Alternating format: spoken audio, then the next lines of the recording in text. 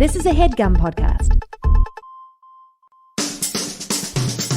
Who's that knocking at the door? It's all your friends, you filthy whore. Your husband's gone and we've got books and a bottle of wine to kill. It's Hollywood. It's books. It's gossip. I'm shook. It's memoirs. It's martinis. It's Studio 54. It's Celebrity Book Club. Come read it while it's hot. Celebrity Book Club. Tell your secrets, we won't talk. Celebrity Book Club. No boys are allowed. Celebrity Book Club. Say it loud and proud. Celebrity Book Club. Buzz me in, I brought the Cuervo. Hi, I'm Stephen Phillips Horst. I'm Lily Murata, and this is Celebrity Book Club. The podcast where we read celebrity memoirs and then talk about them. We dish, we gossip, we relate it back to our lives because we're obsessed with each other. We're two best friends since middle school, but we're also comedians, writers, cultural analysts, and we've been obsessed with pop culture for decades. We grew up in the scene, and by the scene, I mean we would go to Barnes & Nobles and Borders bookstores in the greater Boston area and get autographs. One time we were at a Victoria's Secret at 10 a.m. and Heidi Klum yelled at Lily for skipping school. And I said, "Fuck you, bitch! Go back to Hamburg!" And now look at us. We're sitting at two small tables. I think our love for celebrity was not a blind worship. No. Yes, We're not praising at the altar. Oh, absolutely not. But nor are we evil, making fun of celebrities for being superficial. We're not snark for snark's sake. We want to peel back the layers of the onion and see if these people, what they have to say about life, what they have to say about culture. We love to see their faults. Yeah. But also what brings them joy. Tennis, anyone? 30 love, 40 love. 40 love, 50 love, love, 60 love. Match point.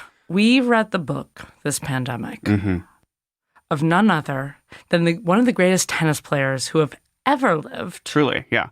One of the only people to actually complete the career Grand Slam. One of, I would say, the only tennis players I really know much about. Yeah, that's true. Well, also, one of the only tennis players to, I think, overlap with the world of celebrity and fashion so intensely.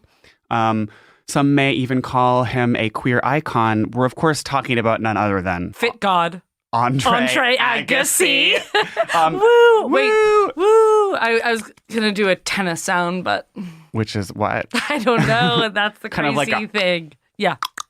I think Agassi, when you say fit, obviously you mean outfits. Yeah, I mean, he is a fashion icon. He was actually I think he is, in some ways, he kind of invented, fits in the sense of, straight guys being into clothes in this way. And also, in terms of collabs, because his collabs with Nike in the 90s, when he was sponsored by them, they released all of these limited edition T-shirts and shorts and all these polos that today are grails. But I think obviously Andre also was a subculture icon because, as we find out in this book, he was always pushing the boundaries of what tennis could look like. And I think he was constantly derided for being a punk. At first it was oh, you don't respect the sport because you have a mullet. So he famously had this mullet in the 80s that was spiky, frosted tips, skunky. super skunky. Yeah.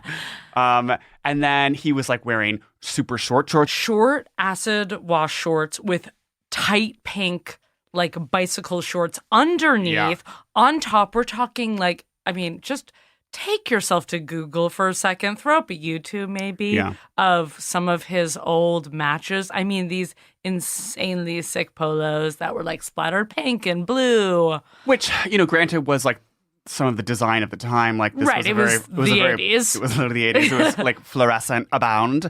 But there's a scene where he describes I think it's him and Pete Sampras, who's this his rival that he talks about. Was it Pete? Am I wrong? But they're at the Nike headquarters in Portland, and they're pick the shit you want. And he's well, I went for the pink spandex short shorts because I'm random and I'm alt. And I feel he was choosing this stuff in this way that was so alternating because he was rebelling against his father. Yes, that may have actually happened also, but I think it was John McEnroe. Oh, it was him and John, yeah. And it was, the stuff was actually from McEnroe. McEnroe goes, literally goes, what the fuck is this stuff? Because he's so straight, obviously. Well, and I think it's like, yes, it was the 80s, but it's like, right, the men were still just being like white stuff, but like short shorts. Yeah.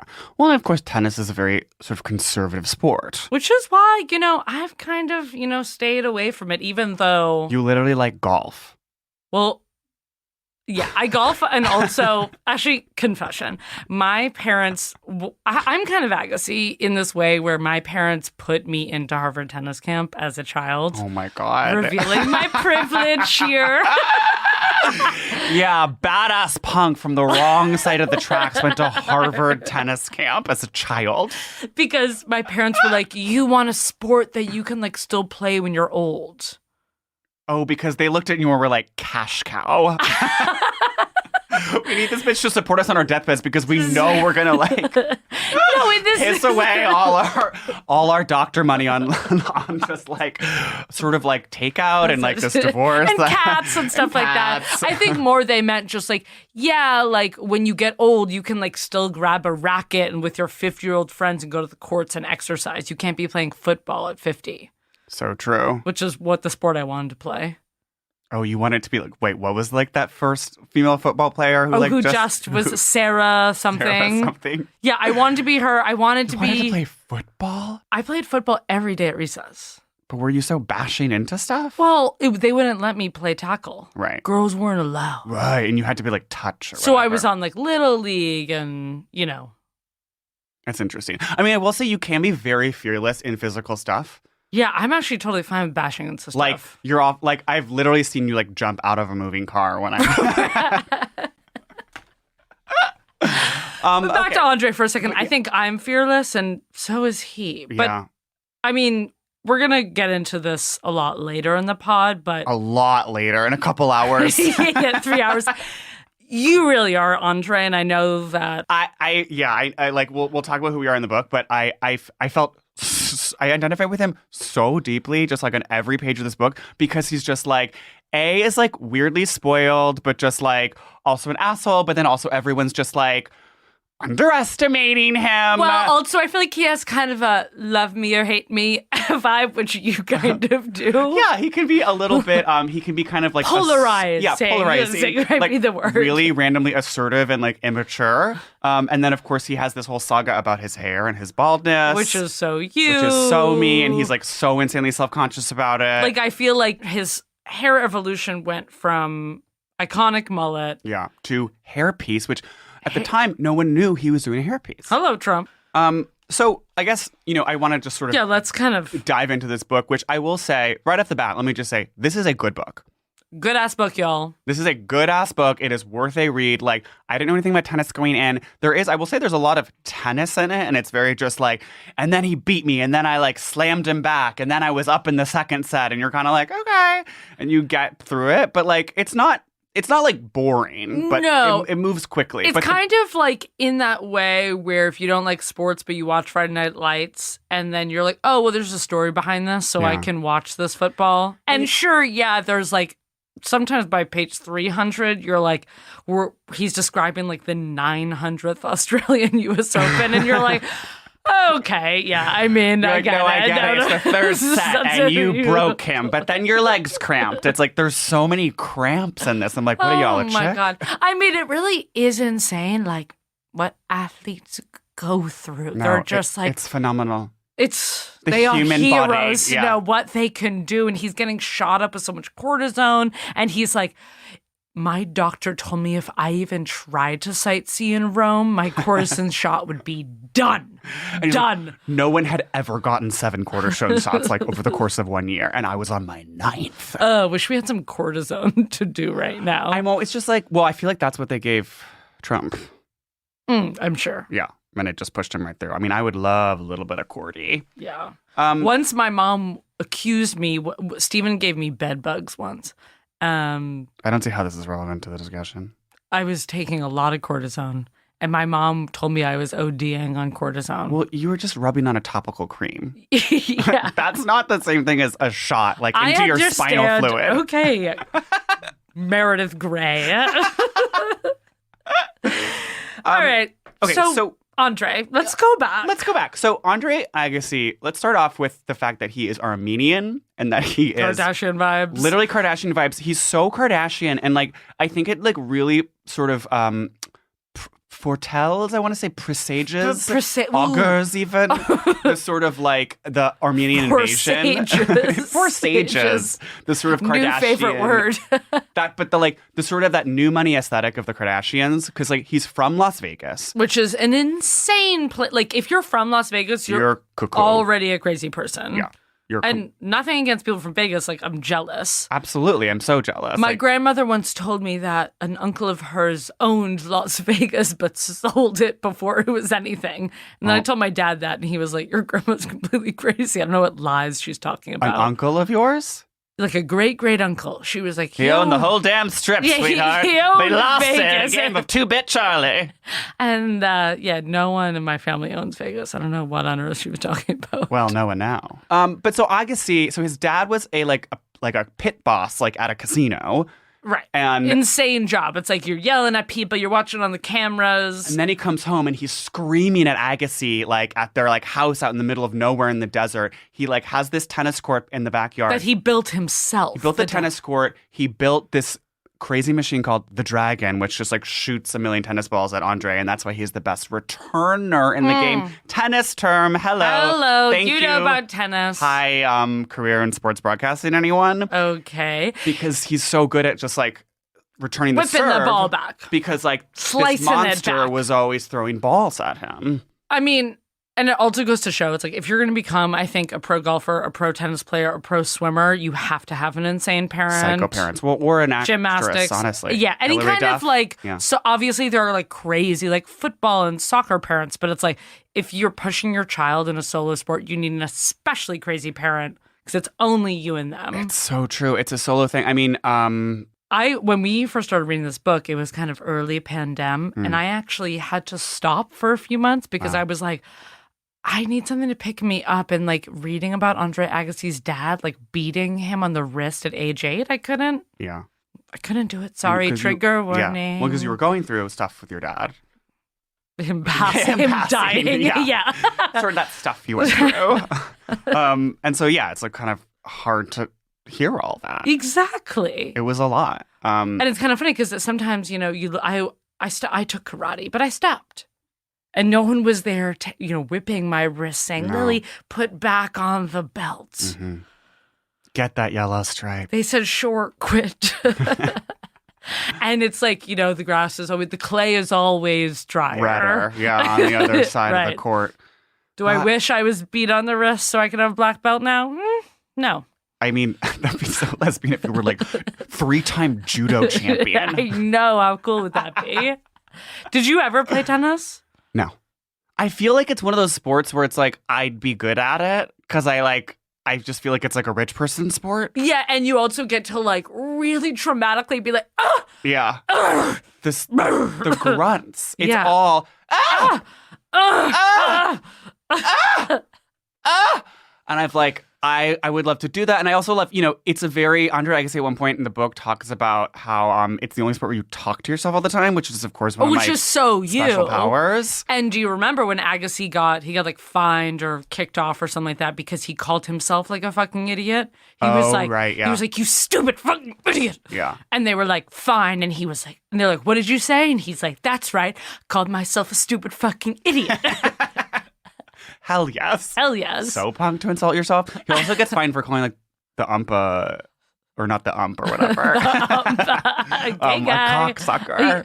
Okay. And he was like, yeah, he was a cocksucker. Which is so straight of him. It's also pretty crazy. I mean, who would have guessed that the first memoir we would read for our podcast would be a straight guy? I know, it's wild. Well, but I think that there's something about him that's really not straight. Again, no. So let's discuss how many things about him are queer. He loves tequila. Which, yes, is like George Clooney, like you can be pimp, but he's always like craving a margarita.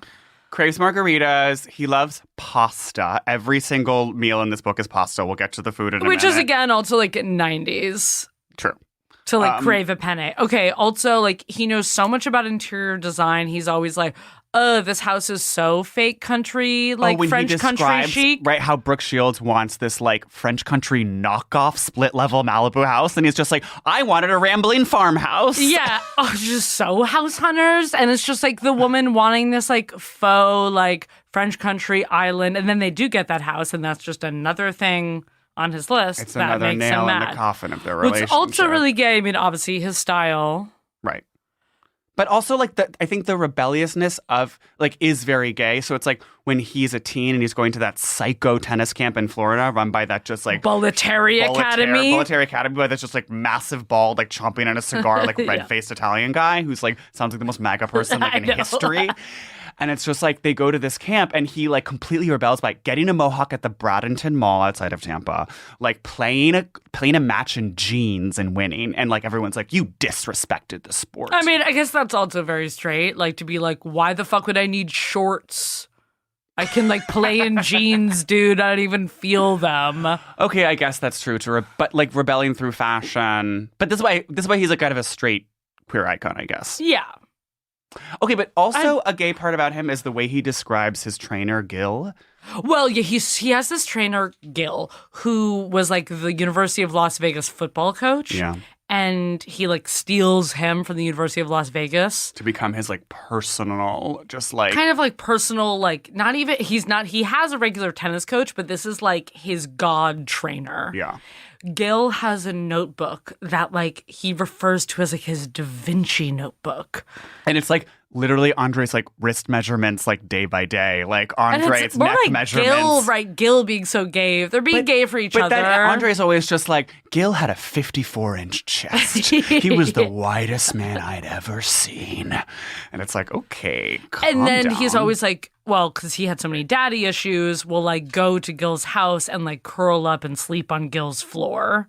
And Gil would be like, don't you want to like go home to your girlfriend? He's like, no, I want to curl to your floor, which again is also like insane athlete. Like, can I read a passage to me that was like one of the most sexual passages I read in the book? Go for it. So it's where he's describing, they're at this diner in Scottsdale. This is right after he gets arrested for speeding in his Corvette, and then the cops let him off because they're fans. Fans, yeah. And he goes to court. And they're just like, you're sentenced to give him hell on the court. You're sentenced to give us tons of autographs. So they're at this diner, and these like a group of other diners like calls Andre Agassi a faggot. And then Gil like defends him, and it literally like got me rock hard when I went this because like nothing was hotter than like Gil's defense of him. But okay, let me just describe quickly. We go to a dinner one night at the Village Inn. It's late. We're eating a combo platter of dinner and breakfast. 4 guys burst into the restaurant and sit one booth away.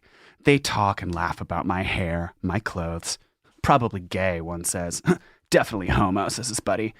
Gil clears his throat, wipes his mouth with a paper napkin, tells me to enjoy the rest of my meal. He's done. Aren't you going to eat, Gilly? No, man. Last thing I want during a fight is a full stomach. When I'm finished, Gil says he has some business to take care of at the next table. If anything happens, I shouldn't worry. He knows the way home. He stands very slowly. He sidles over to the 4 guys. He leans on their table. The table groans.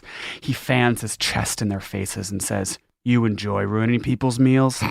That's how you like to spend your time, huh? Gee, I'm going to have to try that myself. What are you having there? Hamburger?" He picks up the man's burger and eats half of it in one bite. "Needs ketchup," Gil says, his mouth full. "You know what? Now I'm thirsty. I think I'll take a sip of your soda. Yeah, and then I think I'll spill it all over the table as I set it down. I want one of you to try to stop me." Gil takes a long sip, then slowly, almost as slowly as he drives, pours the rest of the soda over the table. Not one of the 4 guys moves. Gil sets down the empty glass and looks at me. "Andre, you ready to go?" Did you jerk off to that passage? Okay. I mean, to me, that's like still just like so straight and like 2 guys like being like, fuck yeah, badass, let's get back in our car. But yes, there is a charged energy, male, or I mean, also men in sports that's just naturally gay. I mean, men in sports is so gay. Locker rooms, and like training, grabbing each other's balls. Yeah. I guess to me it was like the idea of this like barrel-chested man defending me at a diner against homophobia was like so hot, and I was fuck homophobes. Fuck. I want this huge man to like pour Diet Coke on someone else's hamburger. A moment that was gay for me is Gil and Andre's like first kind of night together, he invites Gil into his Corvette. So also Andre Agassi is always buying like the most like 90s, like fabulous, like insane white Corvettes. And he invites him into his Corvette and they just talk all night long in his car. Yeah. Do you remember that? But then Gil gets really cold. Like, oh no, Gil runs really hot. And so he'll like he turns off the heat for him, and then they just keep on trading off of like when the heat is on and when the heat is not on. And Andre would just be like, I would talk till I was blue in the face, and he was just like freezing. And then Gil was like sweating. This barrel-chested man is like sweating bullets. Yeah, so you're talking about like the sort of the temperature regulation felt really gay to you. Yeah. Just to be like, well, also that just seems kind of romantic to just be like, I'll go blue for you. Oh, that is beautiful. Right? Wait, back to cars for a second. There was something I wanted to discuss, which is the time when he like wore a pair of Oakleys on the cover of Tennis magazine. Oh my God, this was insane. And Oakley, so this is like in 1992 or whatever. Like this is a window into what celebrity used to be like. So he wears a pair of Oakleys from photo shoot, like not even like meaning to wear the Oakleys. Casually throws on a hot pair of your classic 90s wraparounds. He ends up on the cover of Tennis magazine because he's wearing Oakleys on the cover of Tennis magazine. Oakley sends him a Dodge Viper to his house. So he's at his house. This truck rolls up. He's like, what's up? What's that? Like the back of the truck opens up. A Dodge Viper rolls out. Like it's the fucking Price is Right. And it was just like, this is a thank you for wearing an Oakley's on like a magazine. Like that, it was just like, that is so insane. If you wore Cut to us wearing Ray-Bans and Dazed magazine. Wearing Ray-Bans and Dazed magazine. And they just like drop off a 1956 Corvette at my door. So the reality is obviously today, like, if you're like Busy Phillips, just like you have to like do 6 Instagram story posts about Oakley just to get a free pair of Oakleys. Like that's your only reward. Yeah, it's like Mindy Kaling is out here like shilling Les Crusades. No, I know. It's humiliating. But I think sports players, it's actually still a whole different game of like sponsorship. Well, I guess sponsorship is one thing. Like, okay, obviously, but you're like, right. The casual influencer, because that's like casual influencer, like just for wearing the thing once. Like he wasn't like an official Oakley sponsor. No, I know. Like because he was official Nike. I mean, what's interesting, what I learned in this book is that if you're sponsored by an official apparel company, you have to wear that apparel. Well, remember, right when his sneakers fall off in a match and they need new sneakers for him and that he has to borrow Nikes from someone in the crowd. And they were like a size and a half too small and he has to like wedge them on. He's like, I'm yelling to the crowd, does anyone have a Nike size 9? Oh, wait. By the way, he's a size 9. I know. And I was like, small ass that's feet, my boots. Size. Okay, so you're Agassi. Yeah. I lie and I say I'm a 9.5 men. So. Oh, God. You and your foot dysmorphia. I think I really am a 9 men's, but anyway, it's not like it's like you act like it's so subjective, and it's just kind of like it depends on the shoe. Okay. I'd love to get you over to like Stride Right or whatever that. Oh, and have them take out those metal things. That big metal thing. Who remembers? 90s kids. 90s kids will know when your mom took you to the mall. Okay, I want to talk about his dating life for a moment because there's a lot to discuss. Let's get into it. So I really knew Andre in the 90s because, I mean, he was, on magazines everywhere, but I was a huge Suddenly Susan fan. Suddenly Susan was a must-see TV NBC sitcom starring Brooke Shields, Kathy Griffin, Judd Nelson.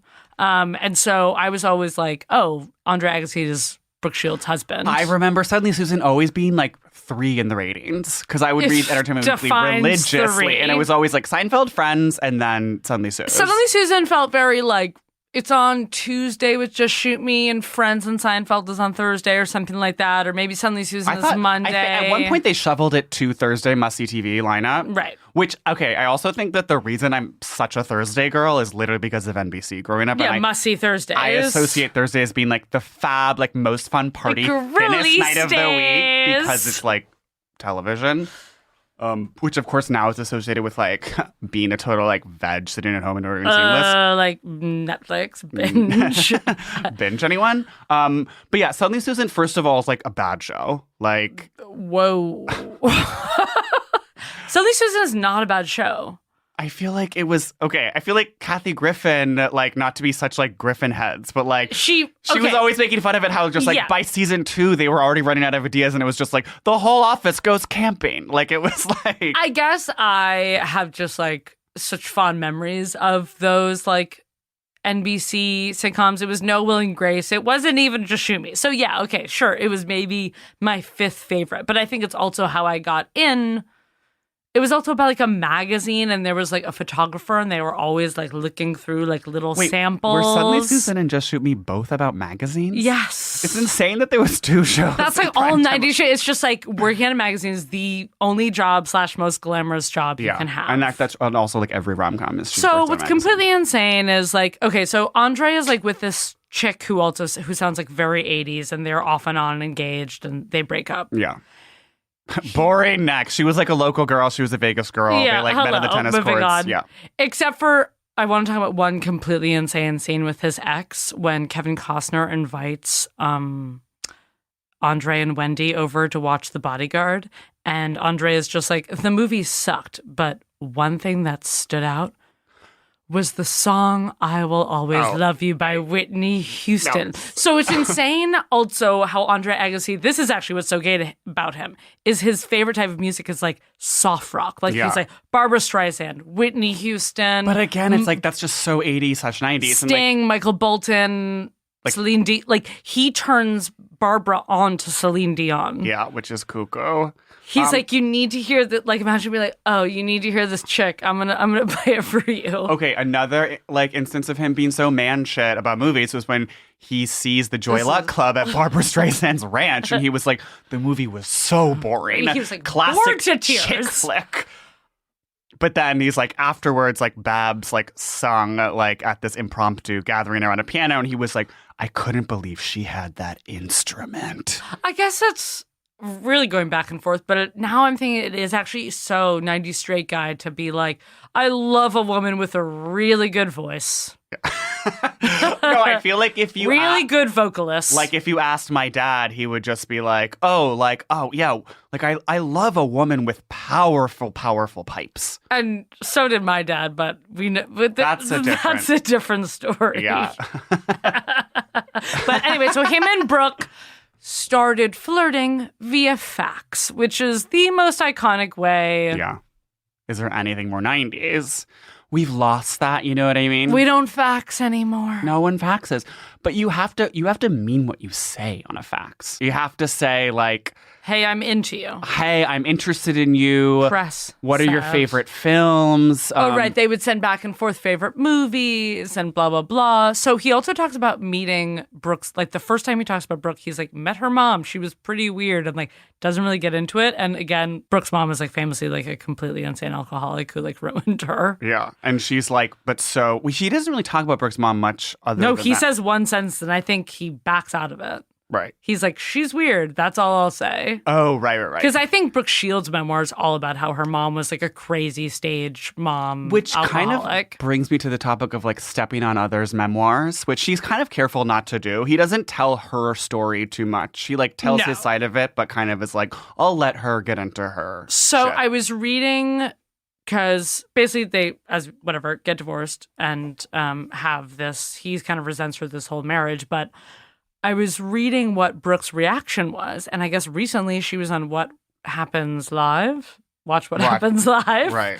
And someone like asked her about the book, and she was like, well, Andre sent it to me to be like, is everything correct? I have a totally bad memory, so I just want to make sure, and I'm working with a ghostwriter. And then she goes, by the way, I wrote my book myself. I didn't use a ghostwriter.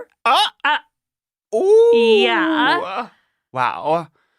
I mean, I kind of like don't believe that, but it's hard to believe. I know that Brooke, I'm like, you had an editor for sure. Yeah. You didn't have maybe, I mean, Andre used this like Pulitzer Prize winning J.R. Moringer or whatever, who ghostwrote this book, but he's very like so Andre about it, and he's always like honoring all the men in his life. And he was like, I met him and we talked for 2 straight years. It's so insane. Every man that he meets that he like falls in love with and has the most insane relationship with, it's just like, it's such a momentous religious experience for him. Can we talk about when pastor? he meets... the pastor is another thing that makes him so Kardashian. Yeah. And like Bieber so, and just like so Bieber, because like they're so all about their pastor, and the pastor is like a member of their entourage. And it's just this fake celebrity god celebrity god that says the most just like absolutely innocuous, just like life goals, life coach kind of shit. Where they're just like, believe in the path and the road that will lead you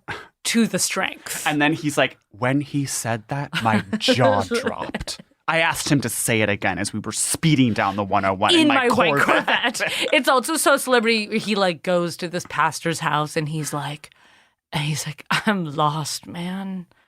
I need you. And he's like, look, I'm not your regular pastor. Just also celebrity. Just like also he probably has frosted tips. And he's like, dude, I'm not going to give you some fucking sermon and tell you what to do. Okay. I'm kind of a different type of, I'm a cool pastor. I'm a cool mom.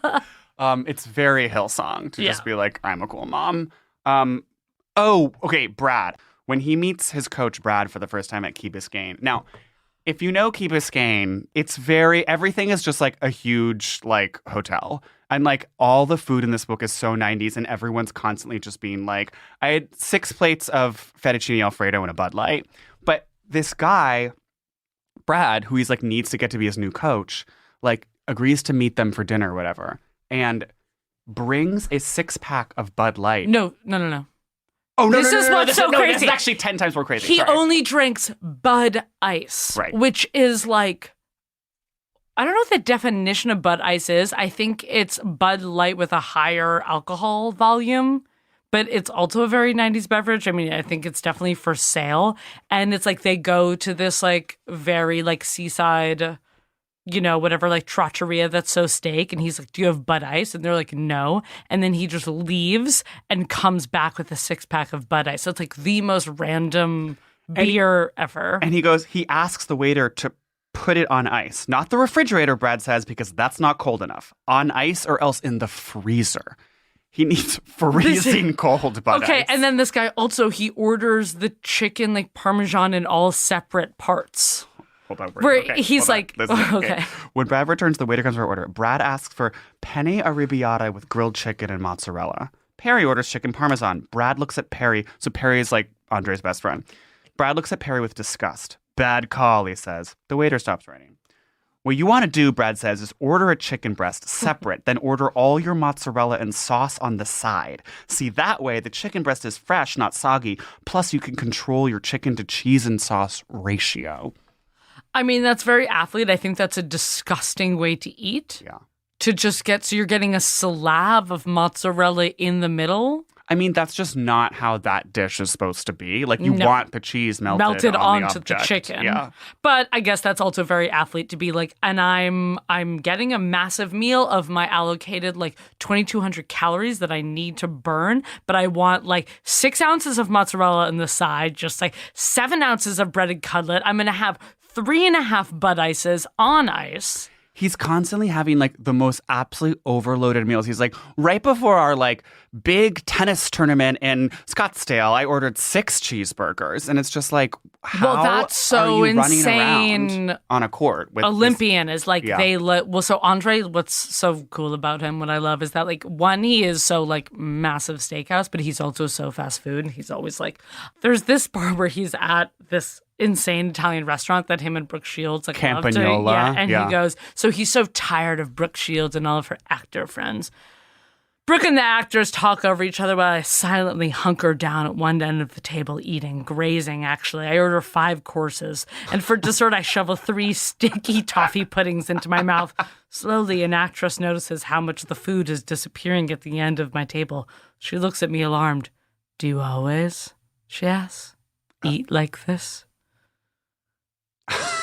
But then I feel like so it's like, yes, I'm sure he was getting like a veal scallopini and like a balsamic glazed mozzarella tomato clam. I mean, the drizzle during that time Everything had such a brown, balsamic drizzle Z-shaped, squiggly everywhere. squirt all over it. And it's like Gil will allow him, I feel like if Andre is like cranky, like he'll allow him to get like 8 Wendy's spicy chickens. And then he's also just like, I had nerves, so I just like downed like a glass of vodka straight. Well, but when that happens, Brad is like, I'm a little confused what the regimen is before the game, because like he is always having margs and having so many steaks and pennes. Yeah. But then when he drinks a vodka, Brad like is shocked and his jaw's dropped. And I'm like, Brad, what? You're drinking 5 Bud Ices.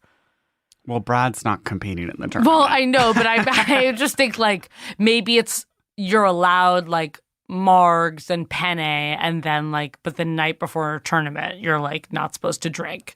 I mean, calories in, calories out, right? Right. You're burning so much in that pool, and then you need to pack it back in. And I guess that goes to show there's this, I mean, calories in, calories out is this sort of famous thing that people talk about in like diet world, where it's like, it doesn't actually matter what you eat. It's just calorie count is all that matters. So if it's 1,500 calories of Big Macs, it's the same as 1,500 calories worth of kale. It's just like, it's as long as you're burning it off, then you're burning it off. And it's like, you may get heart disease later on, but weight-wise. I mean, I remember in college, in my years, when I was interning for the Jerry Springer show, I only subsisted on McDonald's because that's what we gave the guests. But I was running around constantly. And you've never been in better shape. I lost 10 pounds. Jerry Springer was kind of your Gil, if you will. Jerry Springer was my Gil. I was smoking Marlboros. That was your Gil McDonald's. Okay, so we didn't talk about Gil water. So Gil water is this special concoction that his trainer makes him. And I'm sorry, but it just sounds like Gatorade. Because it's like he describes it as like carbs, electrolytes, salt, like vitamins, and like water, which is like that's what's in Gatorade. So I scoured the internet trying to find the recipe for Gil water. Okay. Couldn't find it. Well, I mean, it's a secret recipe. I was going to make us a batch.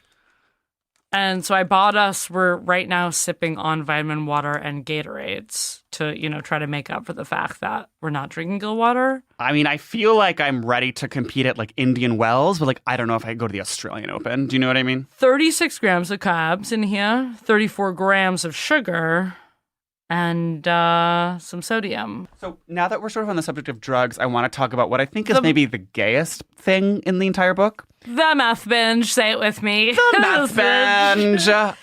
When he actually just fully goes on a meth binge at his Las Vegas home, which is full of just like pool tables and sounds like the most like 80s decor ever. Literally like my dream apartment. It's just like pinball tables, pool tables, big screen TVs. And he's like having this bad summer in this like slump in his career in like the mid 90s, and he has this houseboy who also he just like starts mentioning that he has a houseboy named Slim, who's like this local Latin guy, and you're just like, gay. Like, and he ends up saving Slim's child later on. Yeah. But before that, he's like, man, like I'm depressed. And Slim is like, want to get high? And he's like, oh, on what? And he's like, it's called crystal meth.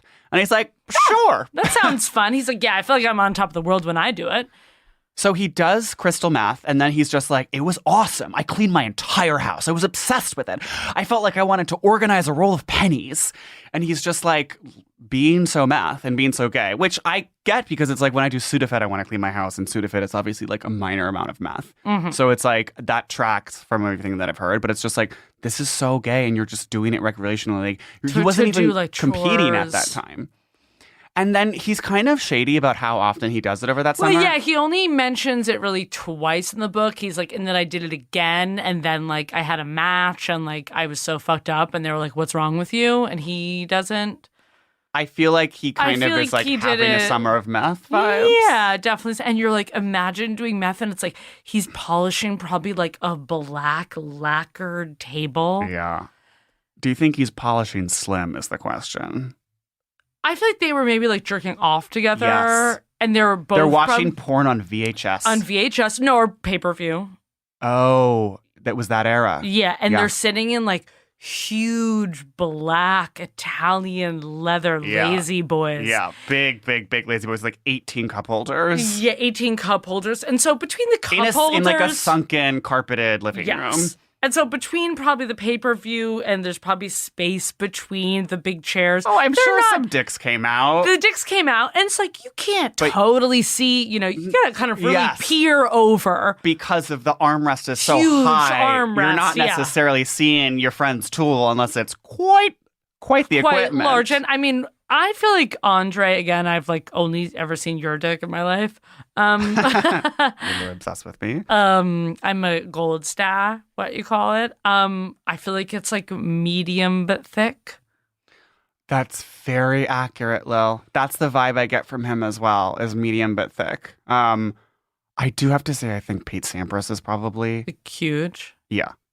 Like hoggacious, you know what I mean? It's so funny because it's like those names also growing up, like Sampras, Agassi, they were all around, but it's like, right, Andre is just like so much cooler, and like Sampras and like Andre talks about it so much, and it's like, could we talk about when Pete Sampras tips the valet? Oh my God, $1 $1 and says make sure that gets to like the guy who actually brings my car around. Like the stingiest fucking asshole. No, Sampras seems like a huge asshole. He's such a dick. And it's like Andre like lives his life with passion and is like falling in love. And like, has all of his friends. Has all his friends. And like Pete Sampras is just like cold and like an asshole.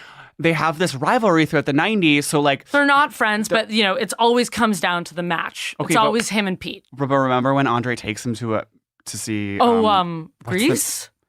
He takes it to see a music. It's Grease on Broadway. Yeah, and he gets so mad because Pete gets very bored Joy Luck Club vibes. Yeah, so straight and just like, this is a fucking musical faggot. Yeah, like, this and sucks. Andre like is like, oh, so you don't respect musical theater. And Andre's just being like, just kind of tickled by the fact that Pete hates art. Yeah, and he's like, yeah, I'm actually kind of like a Renaissance man. I enjoy art and Barbra Streisand and Grease. This is the thing, like Andre's like tastes are so Vegas and like random he loves in general. A good show. Like he loves like when he goes to like Italy or whatever, and he's just like, and we saw the Sistine Chapel, and I thought, wow, this Da Vinci guy was really interesting. Like he really had something to do. Oh wait, Michelangelo or whatever. Well, Da Vinci, because he's always comparing Gil to Da Vinci. Right. I mean, I think that's very also athlete to be like, love the greats, the bigs. Yeah. So he's like, I love Renaissance painting. Yeah. I love Celine Dion. Okay, wait. So briefly, a thing that's also very straight about him, not so gay, is when he psychically freaks out at Brooke Shields' friend's taping because she has to kiss Joey in a scene. And he drives back to Vegas and smashes all of his tennis trophies. Can I read the passage? Yeah. It's so cuckoo. That was the part where I was like, okay, he's such a dick. Like, this is so weird. Okay. And she's literally trying to do this taping. Because also I feel like Brooke Shields like is just so obviously like classic insecure actress and is just like nervous all the time and just like needs a lot of because this was pre-Suddenly Susan. Yeah. It's like Friends was huge, so she gets this gig and it's like, meanwhile, she's okay. This is what made me actually like really furious at Andre for a bit of the book is like she goes to all of his matches and he'll be like, oh, like Brooke didn't even like ask me about the Australian Open. And it's like, boring, sis. Okay, like how many times can she ask and like watch you sulk around that like Connors beat you? And then like he'll be like, well, I guess I didn't ask her and that like about the taping. And it's like, no, you didn't ask her about like any for auditions. Yeah. And it's like at least they're like for different roles. And it's like you're playing tennis. It's always literally just like, oh, what did you do? Like hit the ball back and forth. And so she finally gets this Friends gig and already like grumpy he's there. And it's like she's been there for him so many times. And so the scene is like actually like Matt LeBlanc, I think, like she has to lick his hand. Oh, that's what. So it's even like goofier. It's so clearly comedic. Right. And it's just like, and he's probably being like, oh yeah, how you doing? And just like she's licking the hand. And he like gets up in the middle of a taping. I'm sorry, if you've ever been to a TV taping, they didn't call cut. No, did they? No, they didn't. He storms out again, gets in his like Corvette or whatever. He's like, and I'm driving. Gets to Vegas and starts, here we go. So he's smashing and smashing. He goes, I take my tennis bag and try to smash the glass coffee table, but only the rackets shatter. I pick up the broken trophies and smash them against the walls and then against other things in the house. When the trophies can't be smashed anymore, I fling myself on the couch, which is covered with plaster from the gouged walls. Hours later, I open my eyes. I survey the damage as if someone else is responsible, and it's true. it was someone else.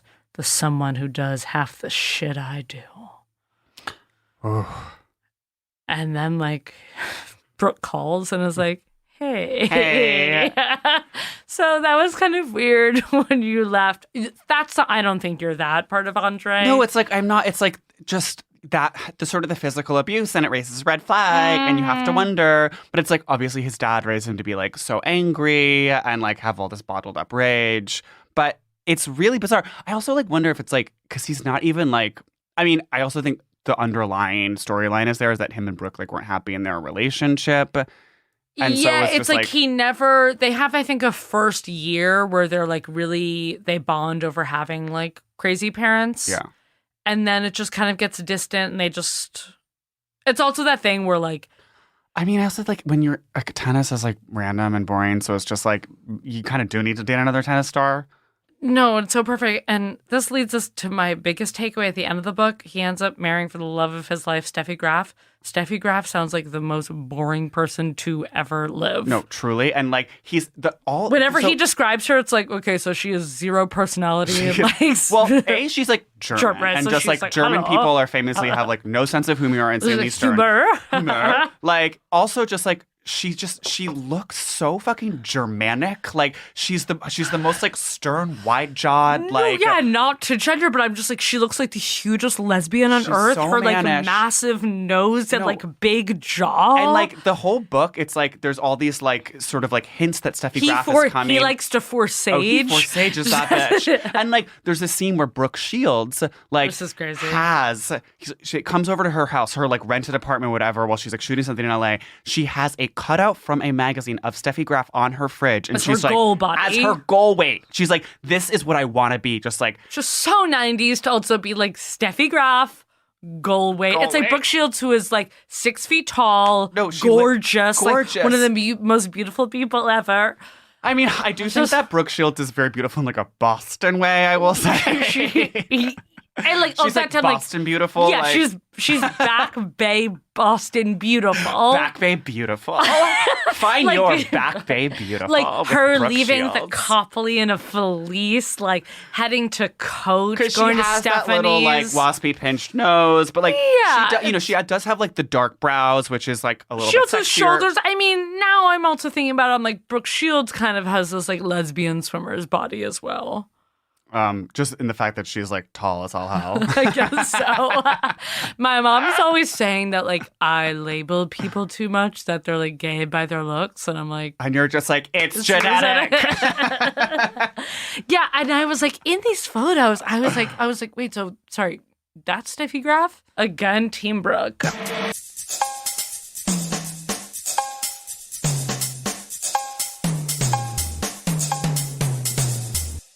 Segment vibes. What does she wear? What does she eat? How does she live?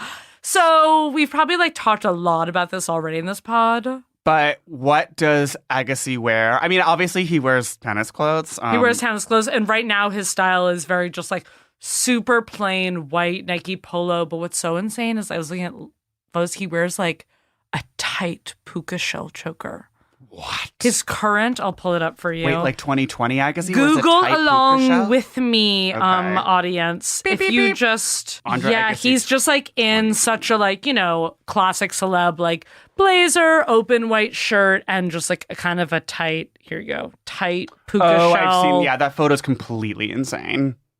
So he's like, I'm actually still punk because I still wear tight puka shell necklace. He looks like such a Disney villain, like with the shaved head, and he's just like so like no, I know, red faced now with the puka shell. And he's just like an evil busting Vegas restaurant manager, Yeah, and he notes it, and which is cool. He's like, oh, people think I know who I am now because I dress plainly, but that's not true. Well, this goes back to I think him being like not gay but straight, which is like puka shell is I think the ultimate like weird accessory that you get called a faggot for, but you don't actually wear unless you are straight.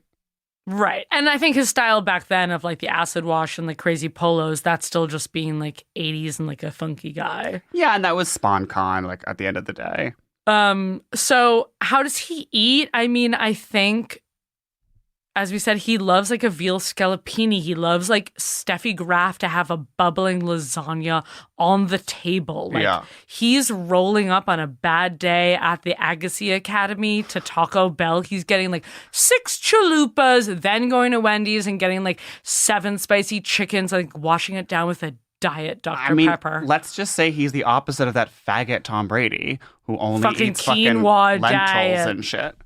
He eats what he wants, but he burns it off. Yeah. And I'm sure he's also very like that, where he like has just like a balsamic salad for lunch. And maybe is a little your diet, kind of like nothing big dinner. Well, or maybe he's like so celebrating, he's just like in like a whatever, like a Dasani meeting, and like some Lauren is like, salads for everyone, and then like, can I take your orders? And he's just like, I'll have the grilled chicken. Right, and then it's like, and then there's a business dinner, or and it's he's such like an airport at like salad. La Campanella del Trattoria Osteria. And like, obviously he has a sweet tooth because he's like downing so much dessert. Right, so much like sticky toffee.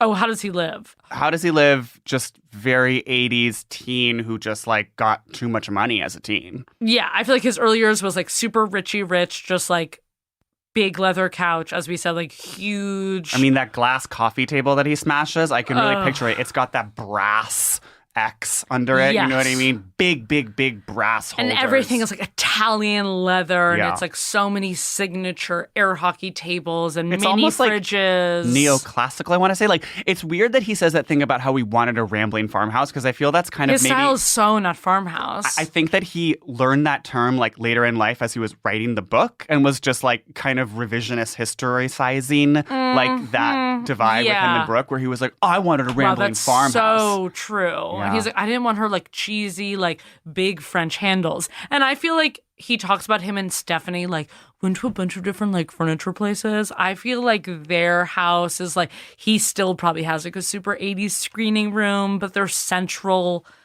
like big lounge space is just like kind of bland, big couch. Yeah. Well, I mean, German interior design is just like really weird. And it's also like, I think there's a lot of like leather in it, but everything's like a weird color. I still feel like a lot of leather is in their home.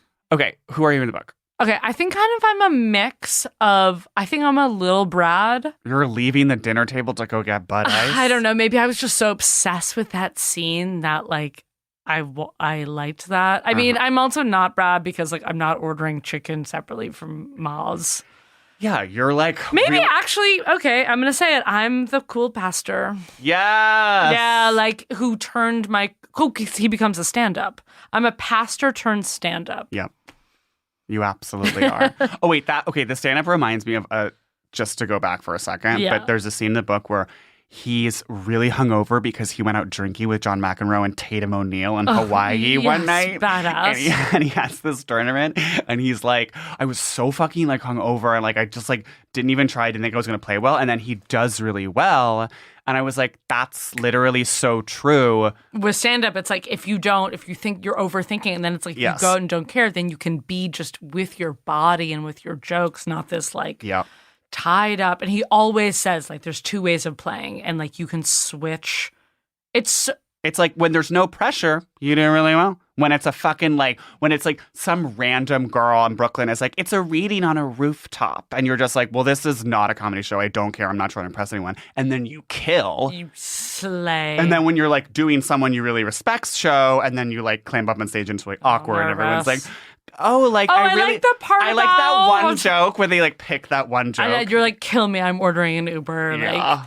And then you're going home and you're smashing your glass coffee table. And I've done that. I have one more kind of closing, super sad note to end on about Brooke Shields. Oh, yeah, please. And kind of this is fun 90s factoids, B-sides maybe. So, you know, when Brooke goes to David Strickland's house, and who was her co-star, who played like the kind of like funny Chandler type on Suddenly Susan. Is this in the book or is this in This Suddenly is in the Susan? book. This is in the book. Real friends or TV friends or TV book friends? Brooke and Andre go to her Suddenly Susan co-star's house in like Georgia, and Andre feels like super left out because like they're like always riffing in their characters, and they're always like laughing and being like, I'm sorry, we're like talking to our characters. Oh, right. I mean, like, okay, but the thing about this, like, A, he's being a baby, but like, B, that sounds so annoying. It sounds and so I would annoying. actually want to kill myself. So, you know, that guy committed suicide. Oh, Lily, that's so dark. Okay. And it happened in 99, and the way he committed suicide is crazy. He flew to Vegas with Andy Dick and got a bunch of prostitutes and then hung himself in his hotel room. And he was found by a private investigator hired by Brooke Shields. No! Yes! Because he didn't show up for a court date. This is 1999. When did Brooke and It was around Andre? that same time. And it's like... That is so fucking dark. Andre's out here at the Australian hoo-ha. She's hiring a PI. And it's like, of course... And it's like, okay, randomly Andy Dick... I mean, Andy Dick is like the darkest person alive. Yes, I'm he sure is like so many every he's gay like the curse person's of death. biggest fear. Like every day I wake up like teeth chattering, bone chilling fear that I will become Andy Dick. And I was like, oh, this guy was closeted. And I look him up and he was randomly engaged at the time to Tiffany Amber Thiessen. Whoa, this goes so deep. Yeah. The darkness this book doesn't get into because also remember how Andre's sister, Rita, married A gets breast cancer, but like marries this guy, Pancho Gonzalez, who was like a famous like Mexican tennis star. And but he was like weirdly abusive and then they were estranged and then like he died of stomach cancer really early and Andre paid for his funeral, but like no one went. Oh. Yeah. I blocked that one out. Yeah. I don't think that was all mentioned in the book. I think it was kind of like briefly went over. And then like if you did a little wiki, you could see the rest of it. But yeah, there's like other darkness swirling by them, which I think makes a lot of sense for Vegas. Yes. It's like... Right. It's all dark. So I feel like when we went to Vegas, which was such an amazing weekend, we stayed one day later than everyone else in our group. And it was very like, like it gets you dark when you stay that one day. But we also won $80 on that Blake Shelton slot machine. Oh, no, I'm not saying I regret. Yeah, it was like the best day of my life. I won $80 on a Blake Shelton slot machine, and then we went to Momofuku with that money. Yeah, it was truly and we saw a mentalist. I'm just saying, like, I got, like, you see the underbelly. Oh, for sure. Real dark, real fast. For sure. Speaking of like just like generally like sexy times and darkness, the next book we're gonna do is No Lifeguard on Duty by Janice Dickinson. Supermodel. The world's first. So got excited. You know her from ANTM and other sort of reality shows. Random reality shows. But also from the cover of Cosmo magazine in 1978. Vogue in 1979. She's a real fab lady, and she's got a crazy roller coaster of her life that we're going to dig into. Oh, yeah. So strap in and rock on. Stick around for more gossip, more martinis, more celebrities, and more, well, us. So turn the page. All right. Yeah, but like best of luck, literally never hang out with Andy Dick, you will die. Really good advice. Thanks. Okay. Best. Celebrity Book Club is presented by Prologue Projects and HeadGum. The show is produced by Meg Manane with editorial support from Andrew Passons and Leon Nafok. Engineering by Ferris Monchi. Original theme song by Stephen Phillips Horst. Artwork by Teddy Blanks at Chips NY. Don't forget to subscribe, leave us your freaking thoughts, and follow us on Twitter at celeb_book club.